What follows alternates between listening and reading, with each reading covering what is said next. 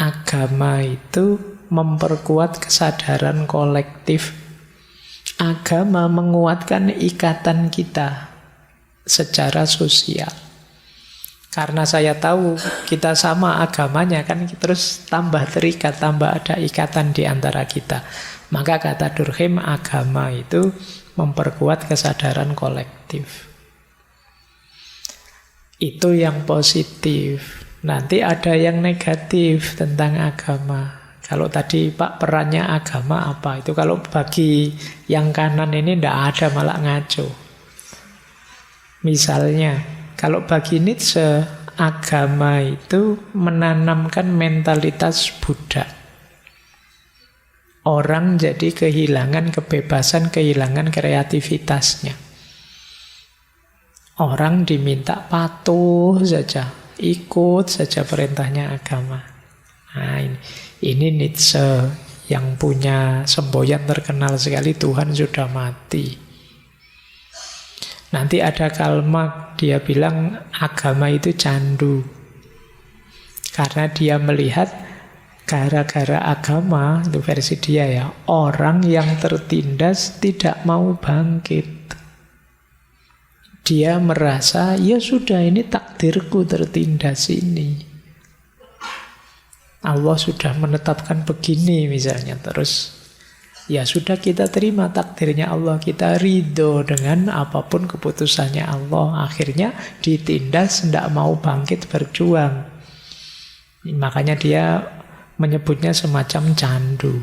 Orang kecanduan itu kan dia tidak sadar situasi realnya yang tertindas. Ini versinya Karl Marx.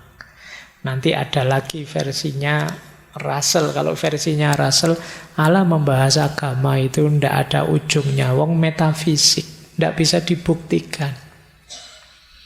Mending agnostik saja. Saya beberapa kali membaca online itu ada perdebatan tentang agnostisisme.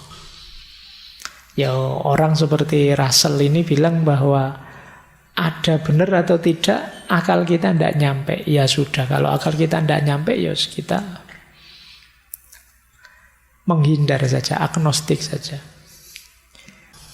Ini saya ambil, ada banyak tokoh yang semula saya ingin kutip, tapi terus saya rangkum saja jadi satu ya. Di situ ada Imam Ghazali, ada Ibnu Qayyim al-Jauzi, dan kawan-kawan. Apa sih perannya agama untuk hidup kita? Saya sebut saja berdasarkan psikologi Islam, ilmu jiwa khasnya Islam. Jadi dalam Islam, agama itu memenuhi beberapa dimensi hidup kita. Yang pertama, agama adalah fitrah. Jadi kita itu lahir membawa dorongan jiwa yang cenderung kepada ketuhanan.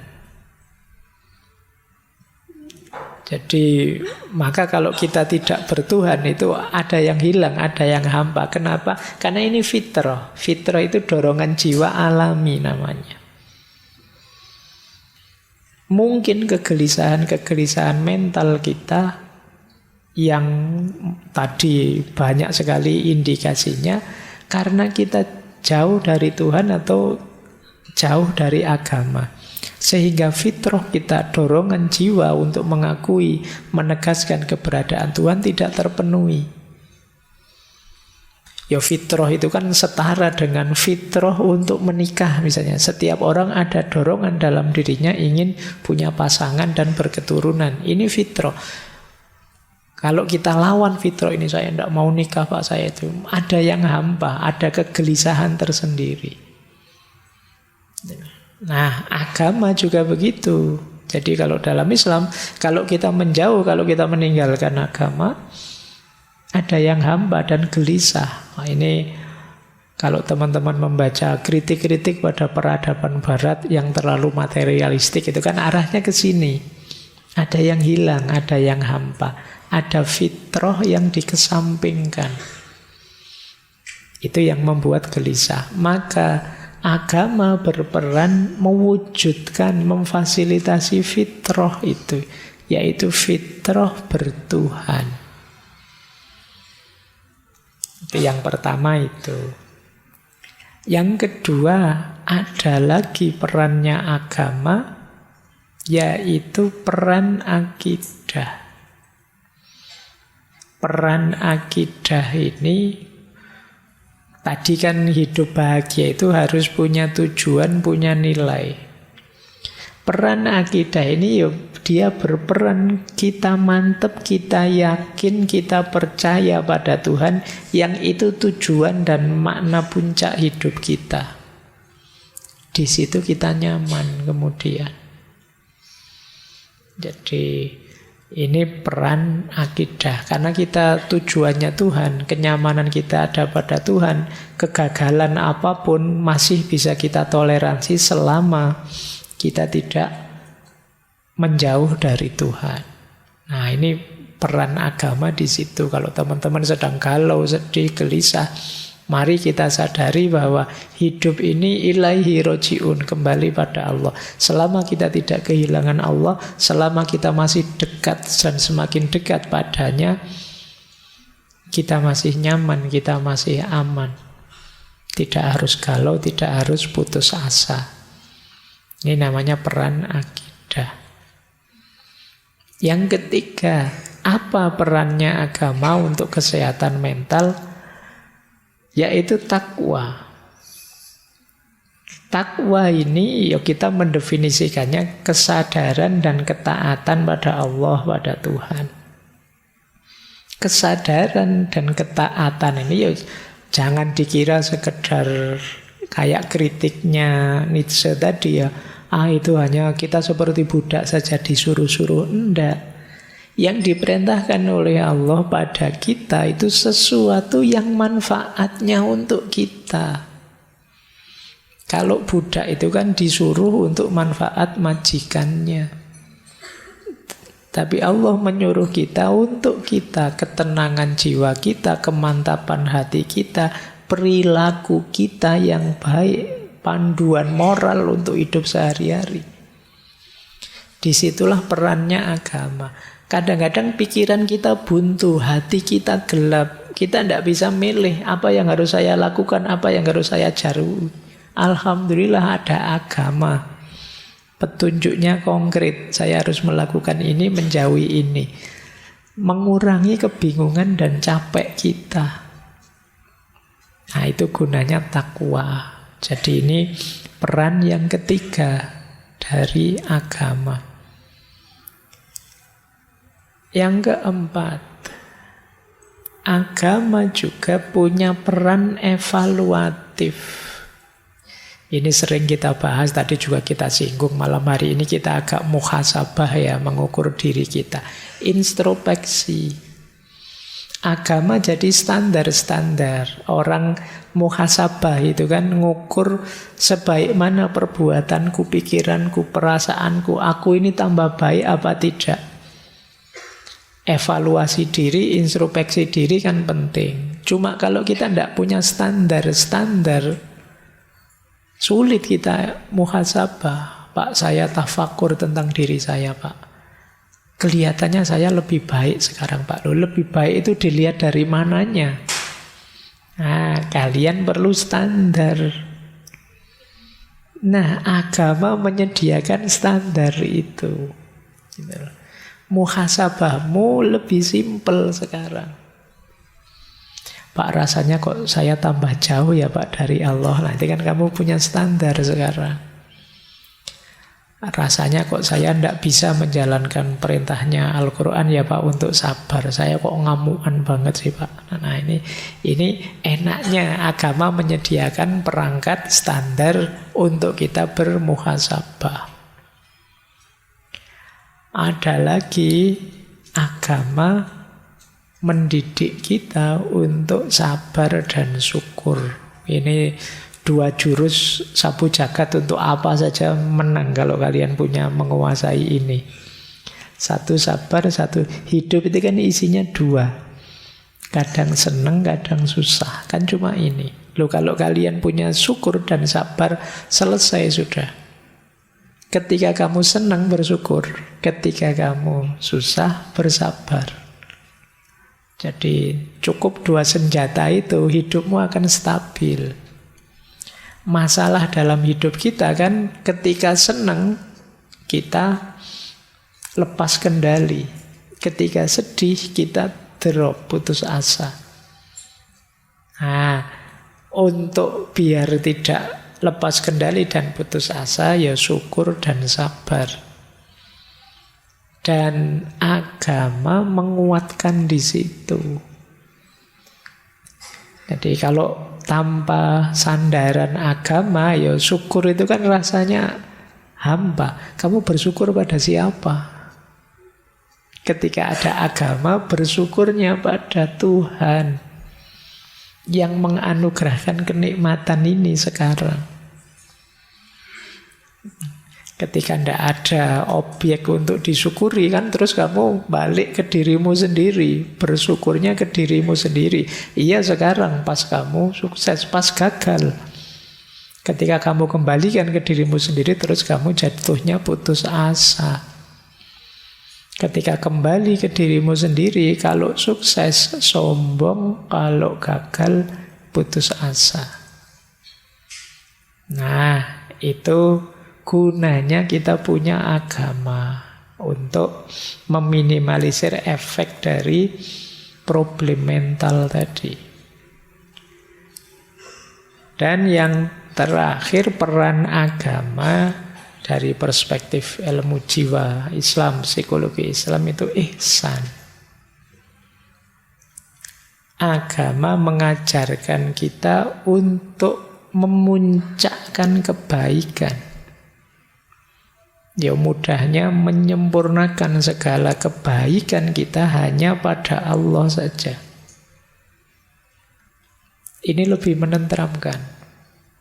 Sering saya ilustrasikan ya, hidup ini ada beberapa level motif tindakan kita.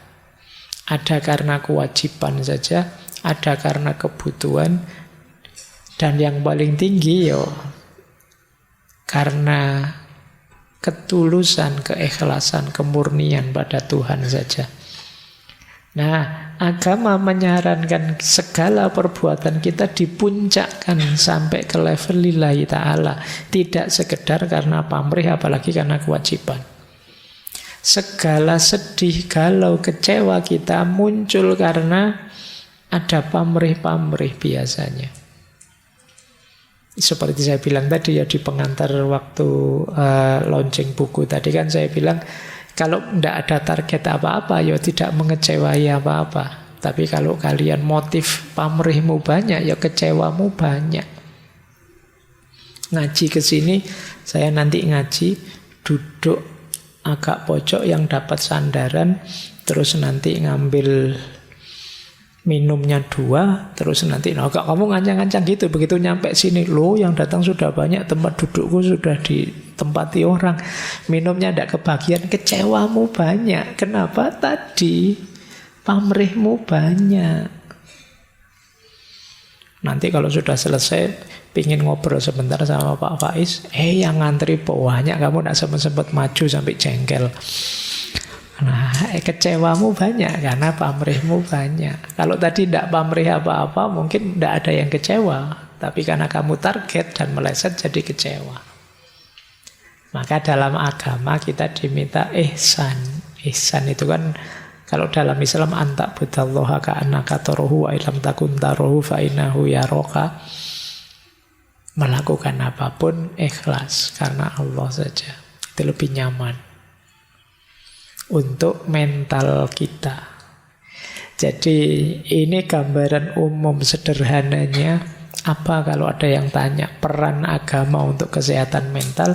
Kalau dari Islam, agama memberikan fitrah, memberikan akidah, memberikan takwa, memfasilitasi muhasabah, mendorong kita untuk sabar, syukur, dan ihsan. Dan ini efeknya luar biasa untuk kesehatan mental kita. Kalau ingin yang lebih konkret bisa misalnya, ini contoh dari kitabnya Imam Ghazali, Ihya Ulumuddin.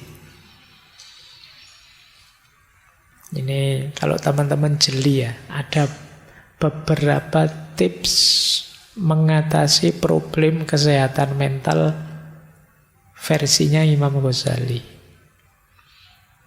Ini hasil pencermatan saya sekilas saja, sebenarnya masih banyak. Misalnya, untuk mengatasi degradasi moral. Kalau kegalauan hidupmu, stresmu, sakit mentalmu, karena kamu merasa banyak maksiat, banyak dosa, saya terlalu sering maksiat mungkin Pak ya, saya terlalu, terus kamu galau sendiri, stres sendiri gara-gara itu, solusinya dua kata Imam Ghazali. Taubat dan tazkiyatun nafas. Ayo ditobati, terus pelan-pelan kita bersihkan hati kita. Cara membersihkannya, nawa itu tidak mengulang lagi maksiat-maksiat yang kemarin saya jalankan. Dosa-dosa yang kemarin saya lakukan. Ini akan meringankanmu. Jadi taubat itu kan semacam menetralisir segala beban dosa dan kemaksiatan yang selama ini kalian lakukan yang membuatmu stres. Tapi dengan melakukan itu plus pembersihan jiwa, jiwamu akan lebih tenang. Jadi itu tips dari Imam Ghazali. Solusi pertamanya justru taubat. Jangan lupa ini ya. Karena kalau jiwa kita masih kotor, tiba-tiba saya ingin menutup dosa saya dengan puasa, dengan sholat ini itu, ya belum, diawali taubat dulu. Membersihkan wadahnya dulu. Nah ini mengatasi degradasi moral. Kalau teman-teman merasa hampa makna, hampa tujuan, saya bingung ini Pak, hidup saya mau kemana? Saya harus bagaimana menjalani hidup ini? Imam Ghazali menyarankan dua. Zuhud dan qanaah lah. Qanaah itu merasa cukup dengan apapun yang saya miliki saat ini. Zuhud itu kondisi jiwa kita yang tidak lagi tergoda oleh hal-hal duniawi. Ini zuhud. Lu kalau gitu ndak kuliah, ndak kerja Pak. Ya tetap kuliah, ya tetap kerja. Tapi tidak terikat, tidak jatuh cinta pada dunia. Ini membuat kita lebih mudah menetapkan tujuan. Memberi makna hidup. Dibandingkan kita masih tenggelam dalam hasrat ambisi duniawi. Kata Imam Ghazali, kenapa begitu ya? Hasrat ambisi duniawi itu sering mengecewakan, membuat kita putus asa. Mari kita terima saja, ya yang kita miliki ini ya sudah. Itu namanya qanaah. Dan tidak mudah tergoda, tidak mudah terpesona oleh hal-hal yang sifatnya duniawi. Itu ada kata mutiara yang luar biasa dari Sayyidina Ali bin Abi Thalib. Beliau menyatakan, ya dunya hurri wairi lakot tolak tuka salasatan. Wahai dunia, godalah orang lain saja selain aku. Kenapa? Aku sudah menalakmu tiga. Jadi itu Ali bin Abi Thalib. Nah, itu membentuk jiwa yang zuhud. Saya tidak tahu kalian berani tidak bilang begitu.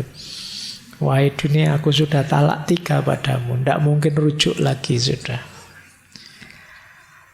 Baik. Ya kalau di usia-usia kalian masih tidak gampang untuk qanaah. Tapi boleh latihan. Intinya bagaimana jiwa kita tidak terikat dengan dunia. Kemudian kalau kita mengalami hampa spiritual, hampa nilai. Tadi kita merasa Pak saya itu kok tidak berharga ya Pak.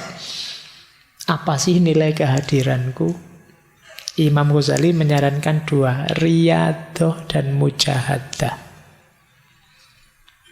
Riyadhah itu latihan. Sederhananya, ya bentuklah dirimu biar jadi orang yang bernilai, berharga. Jadi riyadhah itu ya amal-amal keagamaan kamu jalankan, maka kamu merasa bernilai dalam hal agama. Bentuk dirimu jadi orang pinter, ya kamu nanti bernilai jadi seorang intelektual. Bentuk dirimu jadi pekerja yang tangguh, yang berkarya produktif, ya nilai dirimu jadi manusia yang produktif. Jadi riyadhah, latihan, ya bentuk. Jangan menunggu dirimu terbentuk. Kamu yang harus membentuk dirimu. Itu namanya riyadhah. Saya nunggu saya Pak, besok siapa tahu saya jadi. Siapa tahu saya jadi. Kalau kamu ingin jadi, bentuk dirimu.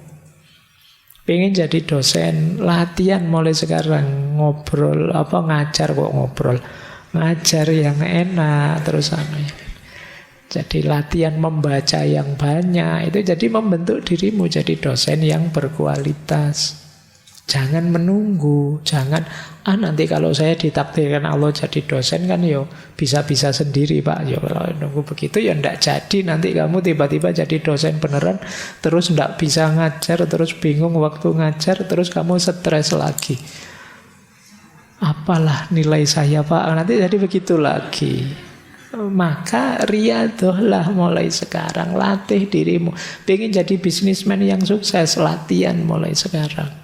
Bentuk dirimu, latihan mental ekonominya, ilmu ekonominya di-upgrade, itu namanya riyadhah.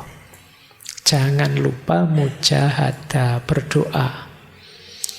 Yo, tetap segalanya Allah yang mengabulkan. Terus, kalau teman-teman kesulitan dalam hal pengendalian diri, solusinya kata Imam Ghazali harus ada khauf dan roja. Khauf itu rasa takut pada Allah, roja itu harapan pada Allah. Dua-duanya harus imbang. Baru diri kita terkendali. Karena adanya khauf, maka kita tidak sembrono dalam hidup. Takut Allah murka, takut mendapat siksanya. Itu kan kita hati-hati.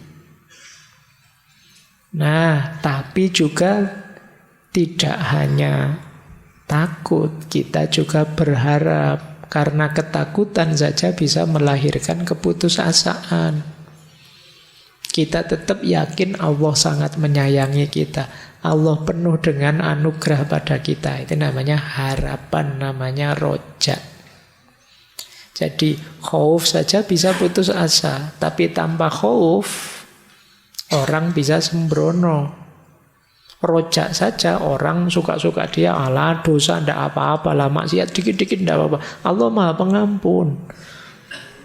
Banyak cerita-cerita orang dosanya 99 itu aja masih diampuni, sampai yang ke 100 kita paling dosa kecil-kecil.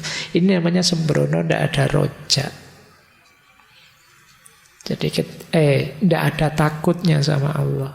Isinya harapan saja, membuat kita sembrono, menyepelekan. Maka khauf dan roja ini harus imbang. Terus ya kalau ini kalau kita stres dan frustasi, kuncinya tetap sabar. Mbok sabar. Kita bagaimana caranya, ada tekanan apapun sabar. Sabar itu ada dua ya, ada sabar yang aktif, ada sabar yang pasif. Sabar yang pasif itu ketika kita ditimpa sesuatu. Sabar yang aktif itu ketika kita menjalani sesuatu. Sabar yang aktif itu istiqomah. Sabar yang pasif itu siap menanggung apapun ketetapannya Allah. Nah, kalau teman-teman kegelisahannya adalah cemas tentang masa depan, solusinya adalah tawakal. Tawakal itu berarti sepenuhnya pasrah pada Allah. Iya, tapi setelah didahului ikhtiar.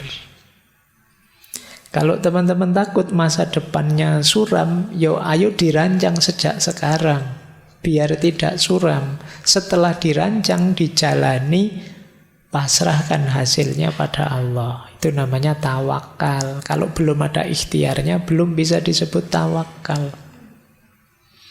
Jadi kalau teman-teman cemas, jangan diam saja, Pak, masa depan saya gimana, Pak? Ayo berusaha.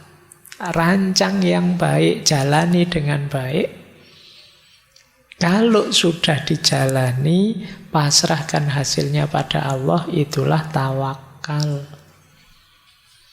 Nah, itu akan nyaman untuk diri kita. Baik, terakhir. Kesimpulannya, dari semua uraian tadi para filosof, dari Islam, Imam Ghazali, secara umum bisa kita sebutkan bahwa setidaknya ada 5 hal penting yang bisa diberikan oleh agama sehubungan dengan kesehatan mental. Yang pertama apa? Dukungan sosial. Tadi Durkheim tadi loh. Di antara kekuatan agama itu kan solidaritas antar pemeluknya. Kita sama-sama beragama, maka kita punya sistem pendukung yang kuat. Ada saudara-saudara, ada teman-teman kita yang seagama. Insya Allah mendukung kita kalau kita sedang kesulitan. Jadi karena kita ada di track, di jalur yang sama. Yang kedua, kalau ini lebih hakiki, agama memberikan kita makna dan tujuan hidup. Banyak orang yang sakit mentalnya, kesehatan mentalnya terganggu, merasa tidak bermakna, hidupnya tidak jelas mau kemana, dan agama menyediakan semua itu. Agama memberikan kita orientasi, ke sini loh kamu menuju. Ini loh makna hidupmu, maka ini yang harus kamu lakukan. Yang ketiga, agama mengajarkan kita coping, cara untuk menyikapi masalah. Misalnya tadi yang diajarkan oleh Imam Ghazali. Yang keempat, agama memberi kita nilai. Tadi kan kebahagiaan itu berdasarkan nilai-nilai. Nah, agama menyediakan itu. Menyediakan nilai. Mana yang harus kita utamakan, mana yang harus kita belakangkan. Mana yang harus kita tegakkan, mana yang kita tunda nanti saja, tidak terlalu penting. Nah, agama memberi kita itu, memberi kita prioritas-prioritas yang harus kita utamakan. Yang kelima, agama memberi kita harapan dan optimisme. Sepahit apapun pengalaman kita, seburuk apapun kegagalan kita masih punya Tuhan. Masih ada Allah. Tidak pantas kita putus asa, wong ada Allah. Apa sih yang tidak mungkin kalau bagi Allah? Makanya orang putus asa itu kalau dalam Al-Quran disebut orang yang kufur. Seperti orang yang tidak percaya pada Allah. Kalau kita beriman, percaya pada Allah, apa sih masalah yang tidak terselesaikan? Kalau Allah berkehendak, bahkan 1 menit ke depan, 1 jam ke depan, sebesar apapun masalah kita bisa tuntas. Dan ada banyak cerita-cerita semacam itu. Baik, masih ada 5 menit ya. Saya ke sini saja. Terakhir kali, menurut saya ini penting. Untuk teman-teman yang sedang ada masalah berat, membebani pikiranmu. Apa Pak yang harus saya lakukan Pak? Yang tadi sudah saya jelaskan, itu yang terakhir. Yang di situ saya tulis leap of faith. Kembali pada agama. Yang sebelumnya ini mungkin petunjuk yang lebih praktis. Jadi ini strategi, kalau di psikologi namanya strategi coping. Kalau teman-teman ada masalah yang membebani pikiranmu, sulit sekali dicari solusinya, ada beberapa strategi. Yang pertama, isolation. Isolation ini agak sulit, tapi kalau bisa alhamdulillah. Buang perasaan-perasaan destruktif, pikiran-pikiran negatif. Jadi sudahlah, singkirkan saja. Entah gimana caranya kalau bisa. Namanya isolation. Jalan pertama. Jalan kedua, kalau masih sulit, anchoring. Jangkar. Maksudnya apa? Dedikasikan hal tertentu, nilai tertentu yang melampaui problem atau beban pikiranmu tadi, yang prioritasnya lebih tinggi. Misalnya kalian mikir tentang kuliah yang tidak selesai-selesai. Anchoring itu, kuliah kan nanti bisa diulang, nanti bisa dilanjut lagi. Tapi misalnya kesehatan orang tua jauh lebih penting, jadi saya tunda kuliah untuk ini. Namanya anchoring. Ada yang lebih penting yang kamu utamakan. Saya kok sibuk di sini sih, padahal ada yang lebih penting. Saya kok stres mikir ini, padahal dalam hidup ini banyak yang lebih penting. Nah, itu jadi mendedikasikan hal-hal tertentu yang bisa menghadirkan rasa nyaman. Ternyata banyak orang-orang terlantar yang perlu dibantu. Sudahlah, masalah saya tidak berarti saya tak bantu orang-orang itu. Ini namanya anchoring. Jadi ada nilai lebih tinggi yang ingin kamu hidupkan dibandingkan problemmu. Itu kalau bisa. Kalau masih sulit, boleh distraction. Alihkan perhatian. Jangan mikir itu terus. Kalau memang tidak ada solusinya. Kalian boleh kejar hobimu. Atau saya biasanya nonton drakor ya Pak. Iya wis nonton drakor. Berseri-seri ya Pak. Iya tonton enggak apa-apa. Yang penting kamu seneng.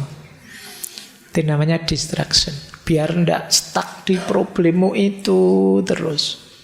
Wong ndak ada solusinya. Distraction. Atau ya entah kamu jalan-jalan kayak healing kayak atau kemana kayak. Yang penting kamu jangan stuck di masalahmu. Nah, kalau bisa lagi sublimation. Sublimation itu gunakan rasa sakitmu untuk hal-hal yang produktif, kreatif. Patah hati, nulis buku tentang patah hati. Itu produktif, namanya sublimation. Sedang sedih, bikin syair tentang kesedihan. Itu namanya sublimation. Bikin lagu tentang sublimation. Pak, saya tidak bisa Pak. Bisanya cuma masak Pak. Yang ngarang masakan apa yang baru. Kreatif malah sedang stres. Sublimation. Boleh energimu kamu pakai untuk yang lebih kreatif. Kalau sublimation ini menguntungkan. Nanti kalau kamu sudah sehat lagi, sembuh lagi, lumayan punya karya. Dari energi kesedihanmu. Nah, kalau ingin lebih dalam lagi, temukan makna. Tidak ada satu peristiwa, tidak ada satu situasi pun yang tidak berarti. Semuanya bermakna, semuanya ada hikmahnya. Temukan hikmah itu dan kalian akan lebih tenang. Namanya find meaning. Bahkan sakit, bahkan kecewa, bahkan amarah dan lain sebagainya. Itu kalau kita mau berhenti sejenak, merenung, menemukan hikmah-hikmah di baliknya, pasti akan ketemu. Dan itu akan mengurangi rasa tertekan, rasa stres kita. Ya yang terakhir tentu saja kalau masih saja sulit, puncaknya adalah yuk kembali pada Allah. Leap of faith. Kembali pada agama. Karena memang seperti kita bahas tadi, agama punya peran besar terhadap stabilitas kondisi mental kita. Nah, saya akhiri dengan ngaji ya, wong kita ngaji. Ayat terakhir surat Al-Baqarah. Yakinlah bahwa la yukallifullahu nafsan illa wus'aha. Allah tidak akan membebani diri kita kecuali sejauh kemampuan kita. Allah tidak membebani seseorang kecuali sejauh keluasannya, kemampuannya. Laha ma kasabat wa 'alaiha maktasabat. Baginya apa yang dia lakukan dan yang menimpanya adalah buah dari yang dia kerjakan. Kebaikan, kesenangan, kenyamanan yang kita rasakan, kesedihan, kegalauan, keruwetan hidup yang kita alami, hakikatnya buah kelakuan kita juga. Tapi tidak usah khawatir, beban hidup kita tidak akan melampaui daya tahan kita. Itu janjinya Allah. Kalau kita merasa, enggak Pak, ini berat sekali Pak, sebenarnya masih dalam kuasamu. Mungkin kamunya saja agak terlalu cengeng, kurang tangguh.